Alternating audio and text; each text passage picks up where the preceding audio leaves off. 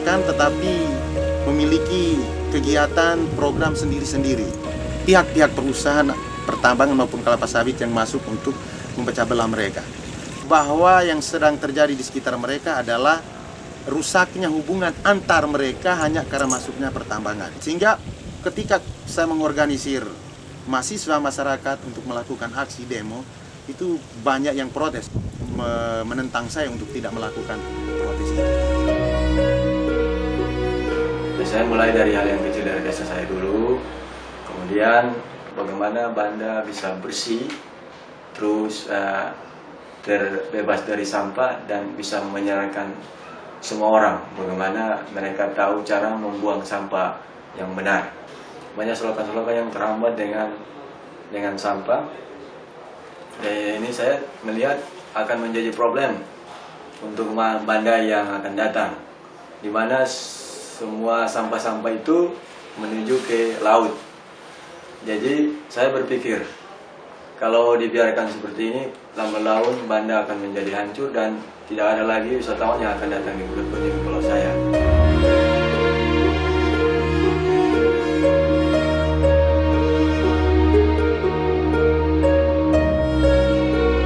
Dalam hal ketidakmampuan pemerintah dan penegakan hukum ini, masyarakat selalu disalahkan membuang sampah sembarangan. Padahal masyarakat di pinggir sungai itu tahu betul bahwa membuang sampah ke sungai itu salah. Tapi kan mereka juga hampir tidak ada pilihan ketika kemampuan pemerintah dalam fasilitas pembuangan sampah, mengangkat sampah keluar ke TPA, atau ada edukasi, ada pendampingan bagaimana mengajarkan masyarakat itu menangani sampah mereka, ada pemilahan sampah dan sebagainya. Ya kita coba menggali sebanyak-banyaknya potensi Sungai Ciliwung, mulai dari biota, keanekaragaman hayati, pohon lokal, pemanfaatan sungai, hutan bambunya. Banyak lagi juga situs-situs sejarah yang ada di pinggir Sungai Ciliwung ini yang harus diberi perlindungan, dan itu juga mutlak harus masyarakat lokal itu, masyarakat pinggir sungai itu harus dilibatkan. Mereka bukan cuma penonton.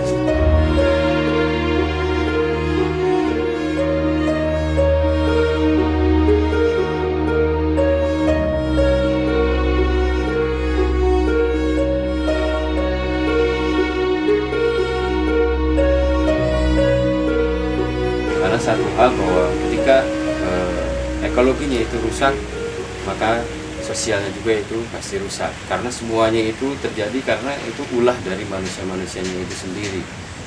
Tantangannya memang cukup berat juga, itu karena pertama di situ ada perusahaan, terus juga bukan hanya perusahaan tambang, tapi ada perusahaan perkebunan juga. Dan perusahaan perkebunan ini juga menjadi bagian dari yang terjadinya krisis ekologi itu.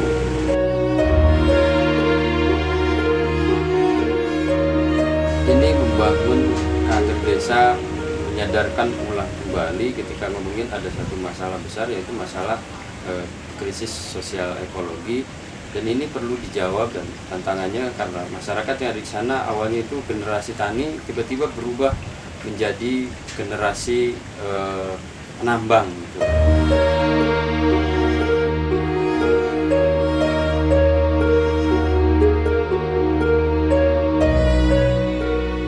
Sekarang di daerah kami hutan rimba habis dihantam tambang, sehingga kayu-kayu yang bisa dipergunakan oleh adat kebanyakan yang hilang sudah, karena disodor oleh tambang batu bara. Disitulah kami susah cari, kalau mau belian, mau ngobat orang, cari di mana-mana, karena bukan sembarang kayu, daun-daunan bukan sembarang daunan. Jadi kalau saya ngobat orang, saya susah. Saya kasih duit lagi sama orang 10.000, 15.000. Kamu cari kayu yang begitu di tempat kamu adakah? Itu jalan bisa 1 hari cari ke hutan rimba yang sisa batu bara. Jadi memang dekat batu bara. Ada 3 perusahaan di sana. 3 perusahaan batu bara, 4 sama kelapa sawit. Pada zaman dulu, obat-obatan dengan mudah ditemukan untuk menyembuhkan orang-orang mereka yang sedang sakit. Justru hari ini menjadi sebuah kesulitan mereka menemukan itu, karena hampir seluruh hutan itu sudah dibabat dan sudah masuk dalam wilayah konservasi dan lain sebagainya. Nah, yang kami lakukan itu adalah mengorganisir masyarakat, lalu juga memberikan pembekalan kepada mereka, khususnya juga hal-hal yang berkaitan dengan hukum, pelatihan paralegal, dan juga mendorong mereka untuk bagaimana melakukan tindakan ketika ada pihak-pihak perusahaan pertambangan maupun kelapa sawit yang masuk untuk memecah belah mereka.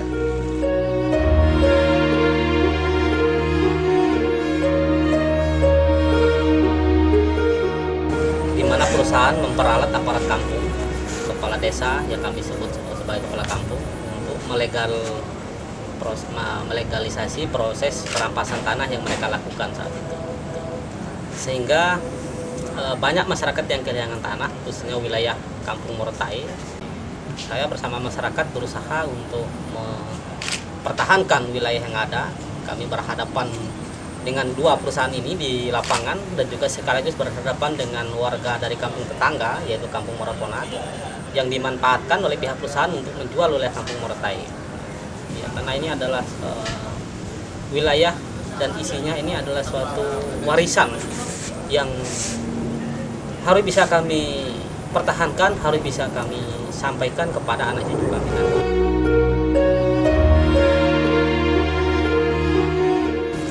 Ketika dulu memang menggebu-gebu memperjuangkan hak atas hutan ini dengan fight, demonstrasi, sampai kemudian ditangkap, diteror, ditembak, itu hal yang biasa.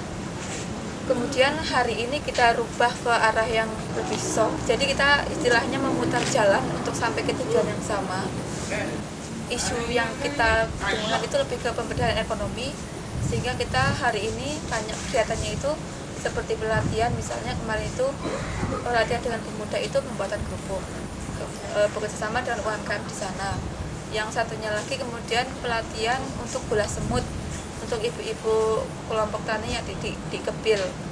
Pasca disahkannya undang-undang desa itu, kemudian pas PP-nya turun itu kita menawarkan kepada bupati kalau kami ini bisa bikin peta perencanaan di desa-desa itu untuk menyambut terlaksananya undang-undang desa, dan juga melatih tenaga-tenaga lokal di situ, terutama para pemuda untuk aktif dalam membuat peta perencanaan di desanya, sehingga mereka sangat paham potensi di desa tersebut dan harapannya akan tahu apa yang bisa dilakukan untuk memajukan desa mereka.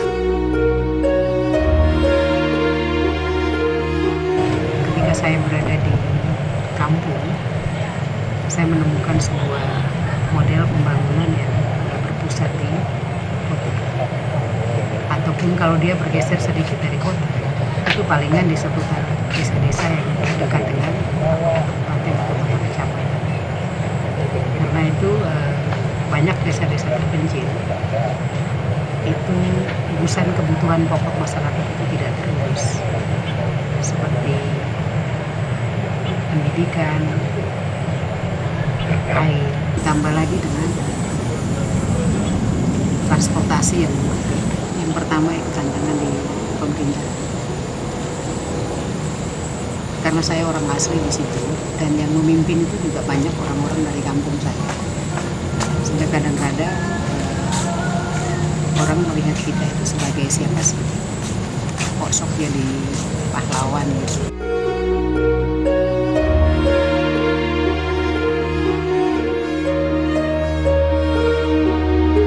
Selama membangun organisasi, tentu saja banyak sekali tantangan-tantangan, baik dari internal keluarga, dari lingkungan, maupun dari aparat. Tetapi hal-hal semacam itu, kalau kemudian itu sudah menjadi ketetapan hati, akan jadi seperti cambuk. dari beberapa desa yang didatangi, ketemu persoalan yang sedang akut di Ponorogo adalah soal listrik. Sekian banyak desa ada di beberapa kecamatan, ternyata listrik belum ada. Kemudian berangkat dari sana, dibangunlah satu gerakan tani menuntut listrik masuk desa. Listrik murah untuk petani. Hiruk pikuk menuntut listrik masuk desa demikian meluasnya. Tidak hanya dilakukan oleh teman-teman yang alumni Gerakan 98, tapi juga masyarakat desa sendiri secara spontan melakukan perjuangan-perjuangan tersebut. Petani juga punya hak untuk menikmati atas pembangunan ini.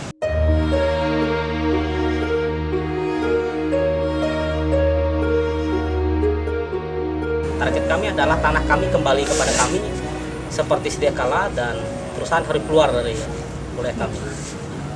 Ini yang menjadi cita-cita kami secara bersama. Nah, saya di Muara Taib dalam hal ini tetap berusaha untuk memimpin gerakan yang ada, meskipun ya saya diberhentikan sebagai kepala desa oleh Pak Bupati akibat melawan daripada program perusahaan kelapa sawit yang masuk di Muara Taib. Namun bagi saya perjuangan yang ada ini tidak terbatas pada jabatan, tidak terbatas pada kekuasaan. Yang paling penting adalah semangat dan juga tetap